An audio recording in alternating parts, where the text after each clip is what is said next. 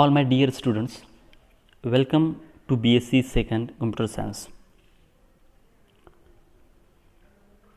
I will start video lectures from Unit 2nd. The name of that unit is Object Oriented Programming. Object Oriented Programming.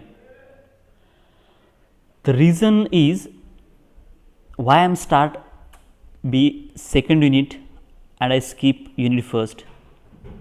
The reason is that some points in unit first is also in unit second,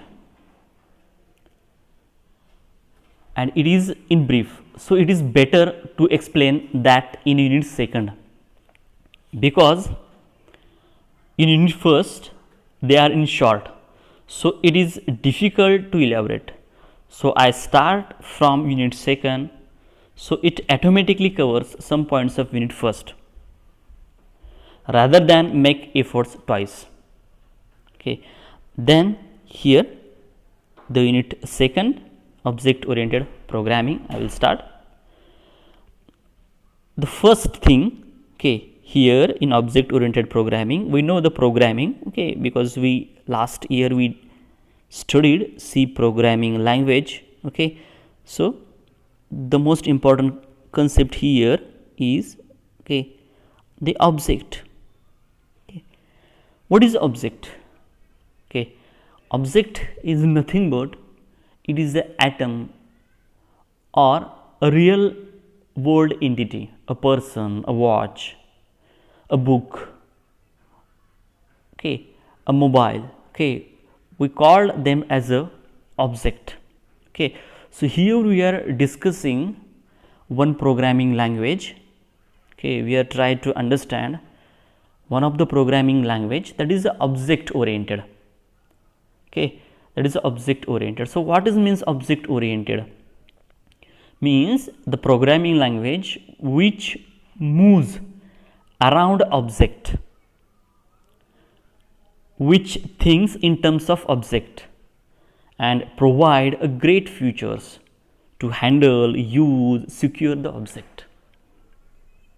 Okay, बघा मित्रांनो, मी unit second पहिल्यांदा सुरू करतोय आणि unit first मी नंतर घेईन. याच्या मागचं कारण हे, कारण युनिट फर्स्टमध्ये जे काही पॉईंट आहेत ते युनिट सेकंडमध्ये पण आहेत आणि ते युनिट फर्स्टमध्ये थोडक्यात दिलेले आहेत आणि ते युनिट सेकंडमध्ये ते मोठ्याने ब्रीफमध्ये आहेत, ते विस्ताराने आहेत.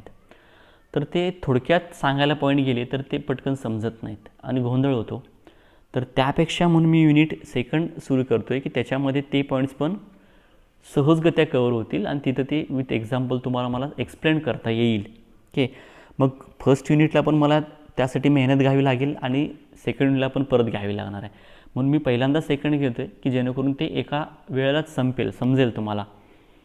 ओके, तर सगळ्यात महत्त्वाची बाब आपण जे पाहतोय ऑब्जेक्ट ओरिएंटेड प्रोग्रॅमिंग बघतोय आपण. म्हणजे अशी कुठली भाषा आहे, म्हणजे आता आपण जी C++ एक भाषा आहे G object oriented programming language आहे. मीन्स व्हॉट, यातला ऑब्जेक्ट म्हणजे काय, तर वास्तविक जीवनामध्ये कुठलेही असणारी एखादी बाब, एखादी वस्तू, एखादा घटक, एखादी बाग, एखादी व्यक्ती, हे सगळं म्हणजे ऑब्जेक्ट. जसं मी तुम्हाला मगाशी बोललो, ऑब्जेक्ट म्हणजे काय, तर एखादं घड्याळ, पुस्तक, एखादं व्यक्ती किंवा एखाद्या व्यक्तीचं अकाउंट, ओके, एक मोबाईल, एखादी गाडी, हे सगळंच, ह्याला सगळ्यांनाच ऑब्जेक्ट असंच म्हणतात. घटक, एखादी वस्तू, व्यक्ती, हे सगळ्यांना मिळून ऑब्जेक्टच म्हणतात. तर ऑब्जेक्ट ओरिएंटेड प्रोग्रॅमिंग म्हणजे काय?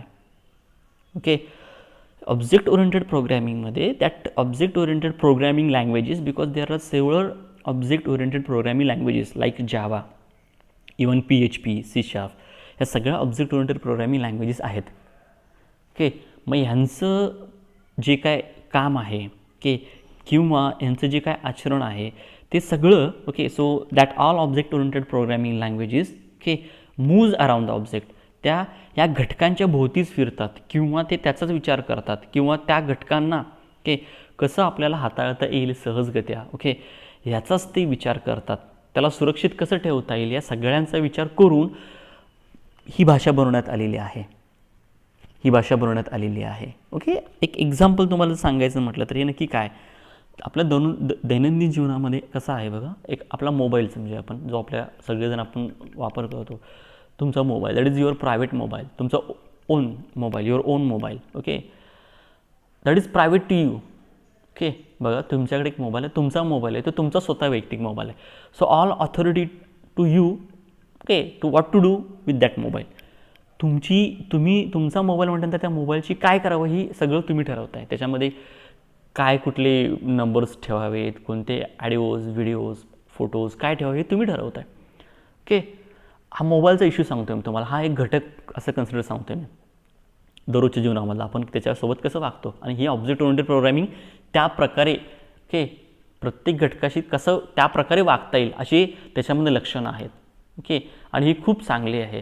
ओके, मोबाईल जो प्रायव्हेट आहे, समजा आता एखादा फोन समजा आपण जो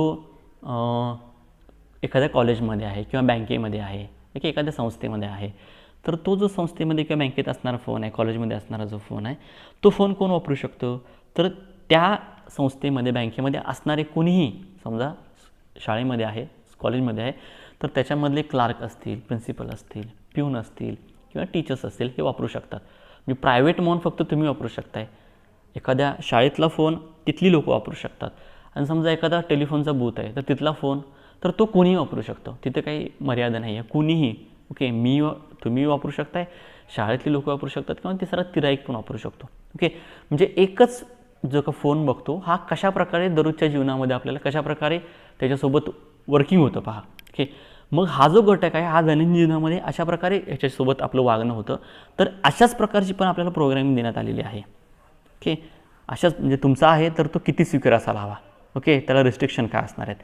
कॉलेजचं आहे तर त्याला रिस्ट्रिक्शन कशी बदलतात, आणि पब्लिक आहे तर रिस्ट्रिक्शन्स अजिबातच नाही आहेत. ओके, तर अशाच प्रकारे ही प्रोग्रामिंग लँग्वेज अशी छान लक्षणं याच्यामध्ये जी वापरायची आहेत आपल्याला. ओके, तर ही ऑब्जेक्ट ओरिएंटेड प्रोग्रामिंग लँग्वेज आहे. अजून आपण विस्तारानं पुढे बघणार आहोत, तेव्हा तुम्हाला समजेल. ओके ओके, तर ही आपण जी भाषा बघणार आहोत, okay, in this year, that is object oriented programming language, that is a C++ programming language. Okay, so last year we learned the programming language, okay, that is procedure oriented programming language, and that procedure oriented programming language is C programming language. Okay, and here the current year, okay, we are trying to understand the programming language, that is the object oriented programming language. Okay, so what is the difference between these two? So what is the difference between these two? Okay,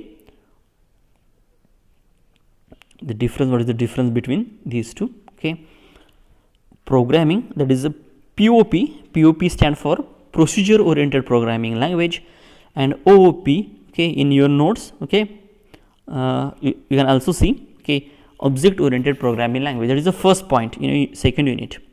Okay, so in that first, okay, so look at, okay, below the POP, the first point, POP means procedure oriented programming language, R, C, Pascal, etc. Okay, तर पहिला आपण फरक बघूयात procedure oriented programming आणि object oriented programming मधला. ह्यांचं सगळ्यात पहिल्यांदा एक्झाम्पल सांगतो तुम्हाला. तर ऑब्जेक्ट ओरिएंटेड प्रोग्रामिंग लँग्वेज ही C++ आहे, जी आपण यावर्षी अभ्यासणार आहोत. आणि प्रोसिजर ओरिएंटेड प्रोग्रामिंग लँग्वेज जी आपण लास्ट इयर मागच्या वर्षी आपण अभ्यासलोत, आणि ती कोणती, C programming language.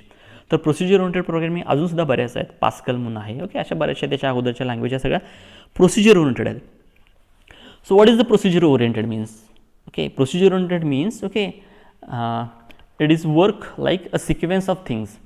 Okay, a sequence means like reading input, perform a calculation, and then output. Means in a procedure oriented programming language, the motto is to achieve the target. So the focus on, okay, however it may be, okay, to give a result. Okay, so procedure oriented programming language having one kind of process. बघा, procedure oriented programming language म्हणजे काय, जी आपण C बघितली तर ती म्हणजे काय, तर प्रोसिजर ओरिएंटेड प्रोग्रामिंग लँग्वेजमध्ये हिला एक पद्धत असते. प्रोसिजर म्हणजे एक पद्धत असणारी. पद्धत म्हणजे काय की त्याच्यामध्ये काय असतं, तर प्रोसिजर ओरिएंटेड प्रोग्रामिंग लँग्वेजमध्ये असं असतं की आपण समजा एक उदाहरण as example, addition of two number. Okay, so from addition of two number we first take two numbers, perform addition, okay, like sum is equal to a plus b, and at the end we show the result, that is the output, that is sum. Okay, ही पद्धत आहे. म्हणजे procedure oriented programming लँग्वेजमध्ये काय, input घेतो, calculation करतो आणि आपण आउटपुट देतो. ओके, तर प्रोसिजर ओरिएंटेड प्रोग्रामिंग लँग्वेजमध्ये जे काय उद्दिष्ट असतं हे उद्दिष्ट असतं की काही पण करून हे उत्तर दाखवणं, उत्तर मिळवणं, ओके, प्रॉब्लेम सॉल्व करणं हे महत्त्वाचं असतं हे प्रोसिजर ओरिएंटेड प्रोग्रामिंग लँग्वेजमध्ये. ओके, लक्षात ठेवा. ओके, आता एक्झॅक्टली आपण बघूया त्याचा डिफरन्स ओ पीमध्ये काय असतं. Okay, so OOP means object oriented programming language, that is C++, Java, etc. Even PHP, C Sharp. Okay, all these are the object oriented programming languages. तर object oriented programming languages मध्ये okay, that language gives a great facility, okay, to handle okay real world problem very easily and very secure. तर object oriented program language ही सगळ्या आत्ताच्या language सगळ्या object oriented आहेत, कारण त्याच्यामध्ये ती खरोखर चांगली असे गुणधर्म आहेत म्हणूनच. ओके, तर ऑब्जेक्ट ओरिएंटेड प्रोग्रामिंग लँग्वेज म्हणजे काय, ऑब्जेक्ट ओरिएंटेड म्हणजे जिथं ऑब्जेक्ट असतो, आपण मगाशीच ऑब्जेक्ट म्हणजे काय बघितलं, जिथं ऑब्जेक्टवरती काम करण्यात येतं, ऑब्जेक्टवरती लक्ष देण्यात येतं, उत्तर वरती ओके कसं मिळतं आहे ह्याच्यापेक्षा ती पद्धत कशी आहे, प्रोसिजर कशी आहे हे बघण्यात येत नाही. तर तो ऑब्जेक्ट काय आहे, तो ऑब्जेक्ट कशा प्रकारे काम करतो, ओके, त्याचे गुणधर्म काय, त्याची वैशिष्ट्य काय हे बघून त्याला व्यवस्थितरित्या मॅनेज करता येईल अशा प्रकारची लक्षणं देणारी, सुविधा देणारी म्हणजे ऑब्जेक्ट ओरिएंटेड प्रोग्रामिंग आहे. जसं मगाशी मी तुम्हाला उदाहरण दिलं होतं बघा मोबाईलचं.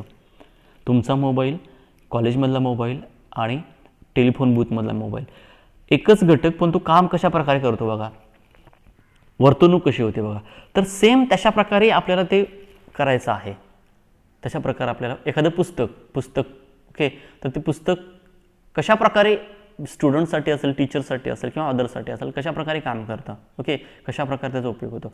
तर त्या पूर्ण गोष्टींचा विचार करून ओके रिअल लाईफमध्ये जशा गोष्टी घडतात तशा रिअल लाईफसारख्या गोष्टीसुद्धा प्रोग्रॅमिंगमध्ये घडाव्यात अशी प्रोग्रॅमिंग लँग्वेज दिलेली आहे की ज्याच्यामध्ये ती ॲबिलिटी आहे. That is object oriented programming language.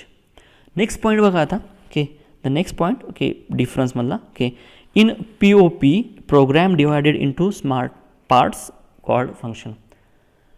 बघा प्रोसिजर ओरिएंटेड प्रोग्रामिंग लँग्वेजमध्ये okay that program means in C, example C. In C programming language, that program, if it is in large, then it is divided into some pieces, parts, call them as a function. Because I already okay told you that you understand the two concept, that is function and structure. Because to understand object oriented programming, you have to know the function. Okay, बघा मी तुम्हाला मागच्या वेळेला फंक्शनच्या संदर्भानं video upload केले होते की जे तुम्ही समजून घ्या यासाठी. त्यामुळे तुम्हाला त्यावेळेला फंक्शन समजून आलं असेल तर तुम्हाला तिथं Cमध्येच आहे ते फंक्शनचं एक्झाम्पल त्याने दिलं. तर Cचा मोठा प्रोग्राम असेल तर तो त्याची विभागणी करायची असेल तर त्यासाठी फंक्शनचा उपयोग करण्यात येतो. लक्षात ठेवा, त्याची विभागणी करण्यासाठी. ओके, तर ओके आता आपण बघूयात OOP. इथे चुकून बघा, इथं बघा मुद्दाम या ठिकाणी होते. ओके, OOPच्या ठिकाणी आणलो मुद्दा मी इथं सेकंडसाठी. ओके, इथं इन POP असं पडलं आहे बघा, ह्या लाईनला बघा, पहिल्याच लाईनला in POP program divided in two parts call object असं पडले बघा. तर तिथं POPच्या ठिकाणी, ते Pच्या ठिकाणी OP आहेत. इन OOP असं पाहिजे, ते क्लिअर जरा करेक्ट करून घ्या. Okay, so in OOP program is divided into parts that we called as a object. Okay, बघा आता. Okay, in OOP we divide the program into parts called object. Object oriented प्रोग्रामिंगमध्ये अख्खा जो programme आहे याची विभागणी करताना ऑब्जेक्ट वरून होते. ते कसं काय आहे ते आपण पुढं पाहणार आहोत, कारण अजून आपण कन्सेप्ट पूर्णतः बघितलेले नाही आहेत. पण सध्या फक्त काही गोष्टी समजून घ्या किंवा त्या ओके गृहीत धरा. ओके, की प्रोग्रामची विभागणी होते ऑब्जेक्टनुसार होते. ओके, एक मोबाईल, दुसरा मोबाईल, म्हणजे जे काय असेल त्याच्यानुसार ती विभागणी होते. लक्षात येईल तुम्हाला. Next point. Okay, in POP third point बघा आता. Okay, in POP Important is not given to data but to the function as well as sequence of action that we called as a procedure to be done.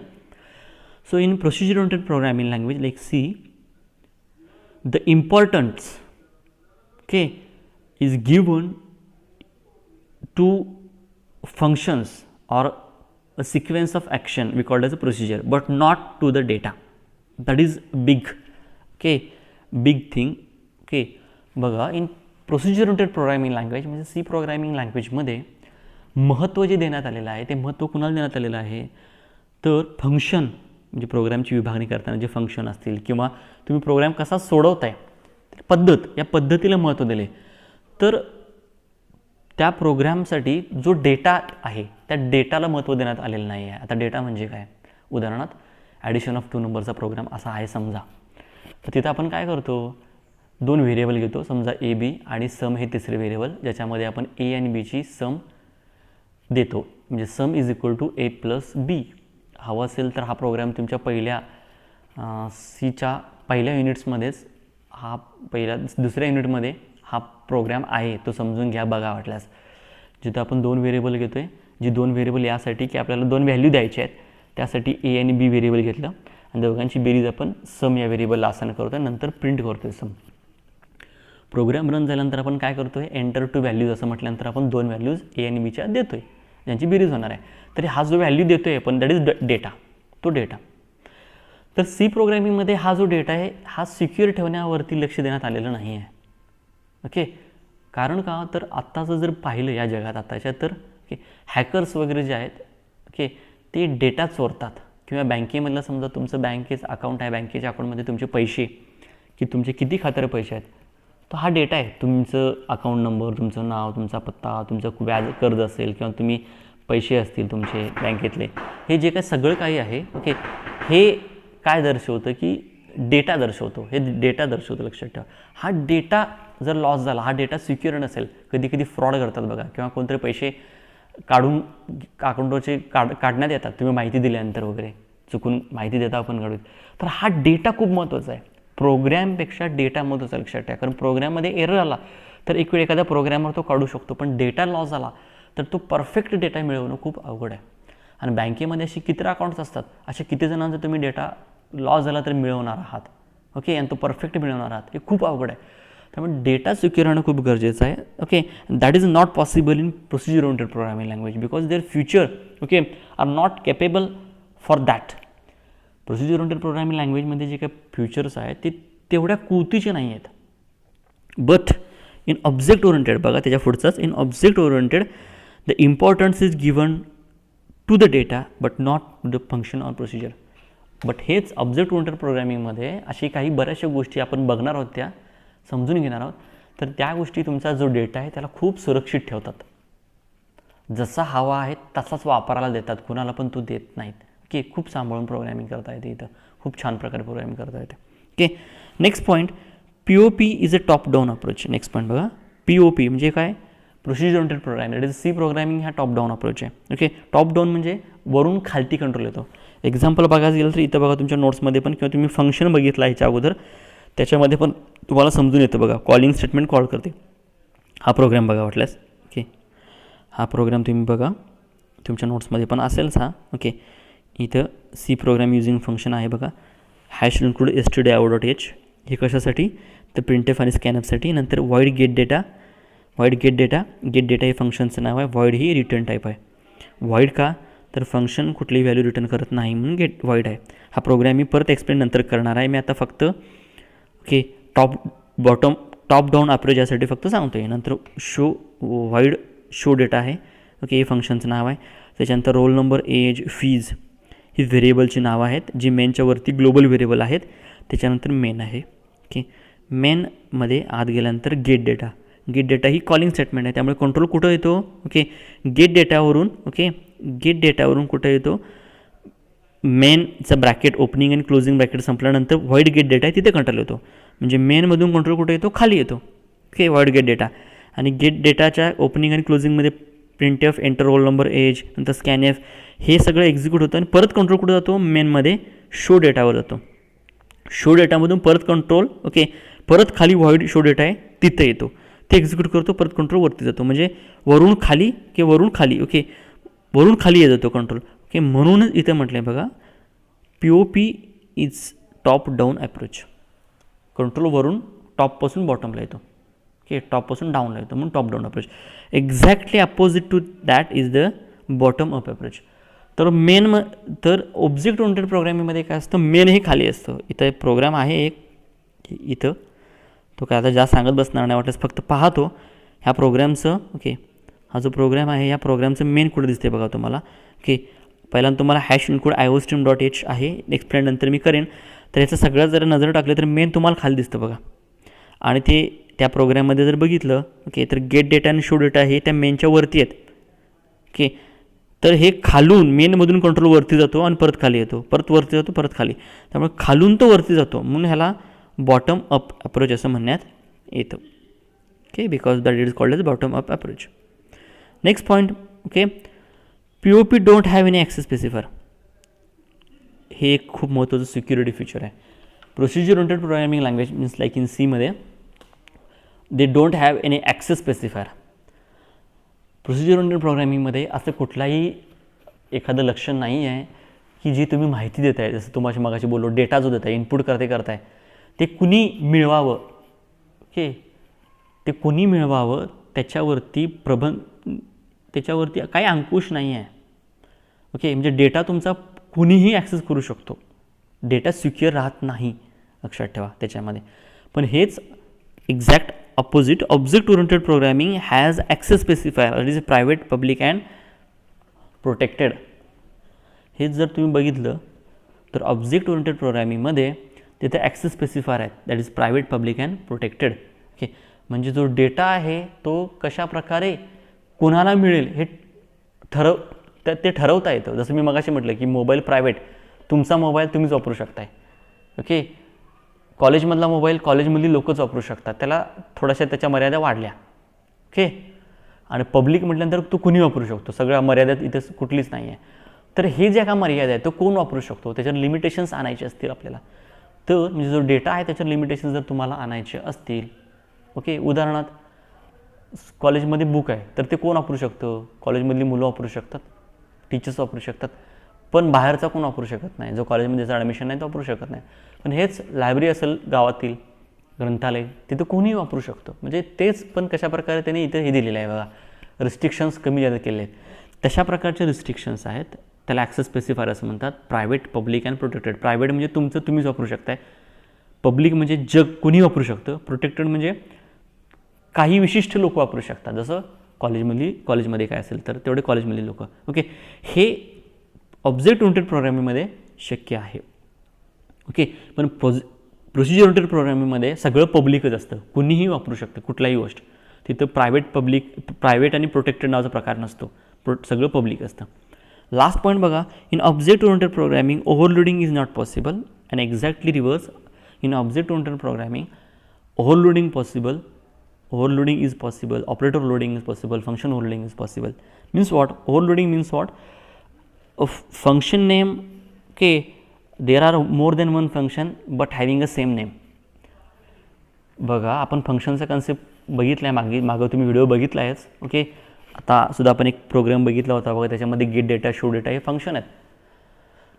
तर gate data, show data ही फंक्शनची नावं आहेत. तर C प्रोग्रामिंगमध्ये किंवा procedure oriented प्रोग्रामिंगमध्ये तुम्हाला फंक्शनचं नाव, जसं gate data फंक्शनचं नाव आहे, show data फंक्शनचं नाव आहे, तुम्हाला एकाच प्रोग्राममध्ये सेम प्रोग्राम त्या फंक्शनची नावं सारखीच द्यायची आहेत. एकाच प्रोग्राममध्ये तुम्हाला गेट डेटा नाव द्यायचं आहे, परत त्याच प्रोग्राममध्ये तुम्हाला दुसऱ्या एका फंक्शनचं नाव पण गेट डेटाच द्यायचं आहे.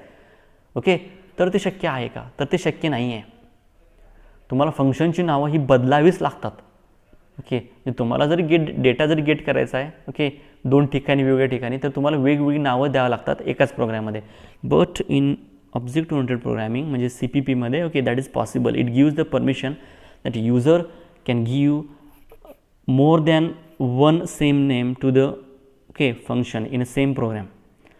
तर ऑब्जेक्ट ओरिएंटेड प्रोग्रामिंगमध्ये हे शक्य आहे की एकाच फंक्शनला एकाच प्रोग्राममध्ये एकापेक्षा जास्त फंक्शनची नावं तुम्ही सारखी ठेवू शकता.